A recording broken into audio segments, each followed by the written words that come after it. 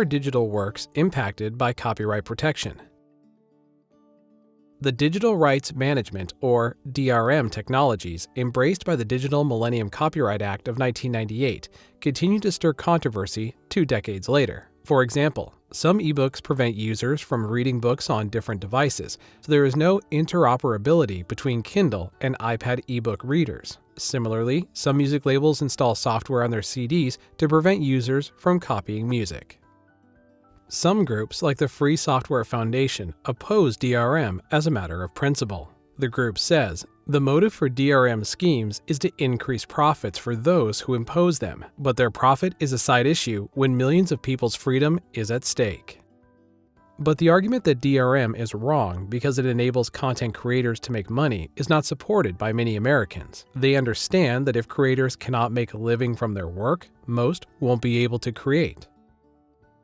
A more legitimate criticism of DRM is that it holds back innovation and consumer rights in digital content industries. For example, a growing number of ebook publishers have concluded that unless they ease DRM anti-piracy provisions, further growth in the market will be constrained.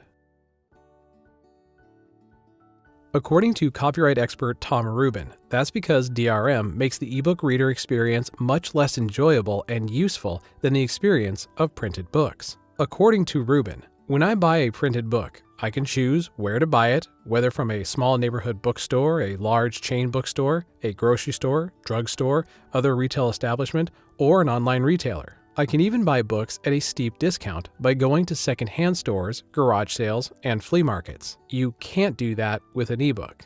Then, after I buy a print book and bring it home, I can write notes in the margin, share those passages, or even the whole book with friends and colleagues, and even photocopy a few pages for my book club. You can't do that with an ebook. Some publishers now believe that anti-piracy DRM controls are actually preventing many consumers from fully embracing ebooks. As many book buyers have angrily noted, you can't even download the digital version of a print book that you've already purchased unless you pay a second time. In response to consumer complaints, some publishers have dispensed with DRM controls. Harry Potter author J.K. Rowling sells her ebook DRM-free on her website, enabling readers to enjoy them on any device they choose. The piracy of Harry Potter books has declined by 25% since DRM was dropped in 2012.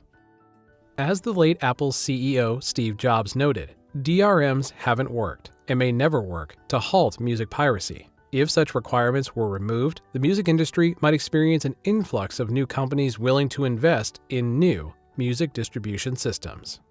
Jobs foresaw that lifting DRM restrictions would spur music sales, and sure enough, once publishers agreed to license digital music on iTunes without DRM, the market exploded. In 2013, iTunes announced the sale of its 25th billionth song. Some estimates suggest that by late 2016, perhaps 50 billion songs will have been downloaded on iTunes. The debate over DRM's role in copyright protection is likely to continue. What about internet radio and copyright?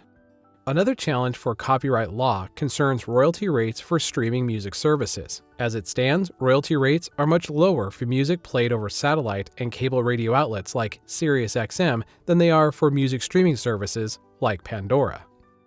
Rates are set by the Federal Copyright Royalty Board, or CRB, a 3-judge panel. Sirius pays about 8% of its revenue to record companies and artists. Pandora, however, claims it must pay a royalty rate that amounts to 44% of revenue.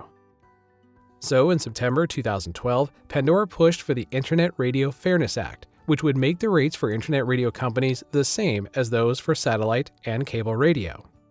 The bill was opposed not only by many musical artists and their organizations, but by many copyright experts as well. In November 2012, musicians and singers published an open letter in Billboard magazine in opposition to Pandora's plan to cut royalties. In November of 2013, Pandora quietly abandoned their legislative efforts. Instead of pursuing legislation, Pandora moved its focus to lobbying the CRB directly.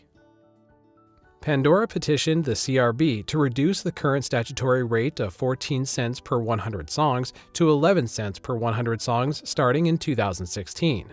But music labels and artists wanted the statutory royalty rate raised to 25 cents per 100 songs, an 80% increase, and then by 1 cent every year after that until 2020. Collectively, music streaming services have a combined listenership of 100 million people and are the fastest growing revenue source for artists and music labels.